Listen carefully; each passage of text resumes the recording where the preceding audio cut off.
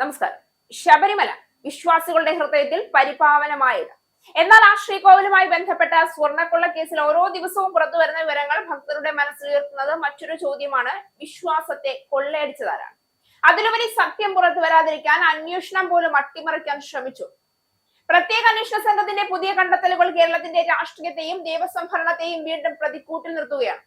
ശബരിമല സ്വർണ്ണക്കൊള്ള കേസ് ഒരു സാധാരണ സാമ്പത്തിക തട്ടിപ്പായി മാത്രം എഴുതി തള്ളാൻ കഴിയില്ല. കോടിക്കണക്കിന് വിശ്വാസികളുടെ വിശ്വാസവുമായി ബന്ധപ്പെട്ട ദേവസ്വം സ്വത്തുക്കളെ കുറിച്ചുള്ള ഗുരുതരമായ ആരോപണങ്ങളാണ് ഈ കേസിലുള്ളത്. ഇപ്പോൾ പ്രത്യേക അന്വേഷണ സംഘം കോടതിയിൽ അറിയിച്ചിരിക്കുന്ന ഏറ്റവും പുതിയ കണ്ടെത്തൽ കൂടുതൽ ഗൗരവമുള്ളതാണ്. കേസുമായി ബന്ധപ്പെട്ട നിർണായക രേഖകൾ മറച്ചുവെച്ച് അന്വേഷണം അട്ടിമറിക്കാൻ ശ്രമം നടന്നു എന്ന വിലയിരുത്തലാണ് SIT മുന്നോട്ട് വച്ചിരിക്കുന്നത്.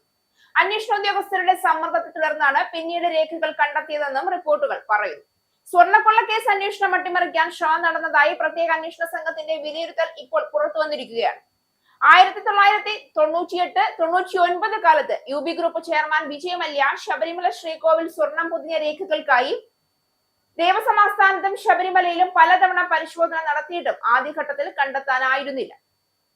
CPM നേതാക്കളായ മുൻ ദേവസ്വം ബോർഡ് പ്രസിഡന്റുമാർ, LDF പ്രതിനിധികളായ അംഗങ്ങൾ, ഉയർന്ന ഉദ്യോഗസ്ഥർ എന്നിവർ കേസിൽ കുടുങ്ങാതിരിക്കാനായി ഈ രേഖകൾ ദേവസ്വം ആസ്ഥാനത്ത് നിന്ന് മുക്കിയെന്നാണ് വിലയിരുത്തൽ. എന്നാൽ രേഖകളുടെ സൂക്ഷിപ്പുകാരായ ജീവനക്കാർക്കെതിരെ നടപടിക്ക് ഹൈക്കോടതിയെ സമീപിക്കുമെന്ന് SIT അന്ത്യശാസനം നൽകിയതിനെ തുടർന്നാണ് ചില ജീവനക്കാർ നടത്തിയ പരിശോധനയിൽ കഴിഞ്ഞ ഒക്ടോബർ 30-ന് ദേവസ്വം ആസ്ഥാനത്തെ മരാമത്ത് വിഭാഗം ചീഫ് എഞ്ചിനീയറുടെ ഓഫീസിൽ പഴയ രേഖകൾ സൂക്ഷിച്ചിട്ടുള്ള മുറിയിൽ നിന്ന് രേഖകൾ കണ്ടെടുത്തത്. 420 പേജുള്ള ഫയലിൽ ശ്രീകോവിലിൽ സ്വർണം പൊതിയാൻ വിജയ് മല്യയ്ക്ക് ഹൈക്കോടതി നൽകിയ അനുമതി, ദേവസ്വം ബോർഡിന്റെ ഉത്തരവുകൾ, സ്വിറ്റ്സർലൻഡിൽ നിന്ന് 22 ക്യാരറ്റ് സ്വർണം ഇറക്കുമതി ചെയ്തതിന്റെ രേഖകൾ തുടങ്ങിയ വിവരങ്ങളുമുണ്ട്.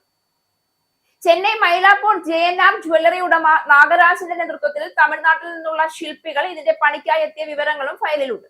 ഇടതുമുന്നണി മുൻ സർക്കാരിനും ഈ വിഭാഗത്തിൽ നിന്ന് രാഷ്ട്രീയമായി ഒഴിഞ്ഞുമാറാൻ കഴിയില്ല എന്ന വിമർശനമാണ് കോൺഗ്രസ് ഉയർത്തുന്നത്. കാരണം ദേവസ്വം ബോർഡിന്റെ പ്രവർത്തനങ്ങളും ഭരണപരമായ ഉത്തരവാദിത്വവും സംബന്ധിച്ച് അതാത് കാലത്തെ സർക്കാരിനോട് രാഷ്ട്രീയ ഉത്തരവാദിത്വം ചോദിക്കുന്നത് ജനാധിപത്യത്തിൽ സ്വാഭാവികമാണ്. എന്നാൽ അന്വേഷണം പൂർത്തിയാകുന്നതിന് മുൻപ് ഏതെങ്കിലും വ്യക്തിയോ പാർട്ടിയോ കുറ്റക്കാരാണെന്ന് നിയമപരമായി ഉറപ്പിക്കാൻ കഴിയില്ല എന്നതും അത്ര തന്നെ പ്രധാനമാണ്. അതിനാൽ അന്തിമ നിഗമനം കോടതിയുടെയും അന്വേഷണത്തിന്റെയും അടിസ്ഥാനത്തിലായിരിക്കണം. ഈ കേസ് കേരളത്തിന്റെ ഭരണ സംവിധാനത്തിന് മുന്നിലുള്ള വിശ്വാസ്യതയുടെ പരീക്ഷണമായി മാറിയിരിക്കുകയാണ്.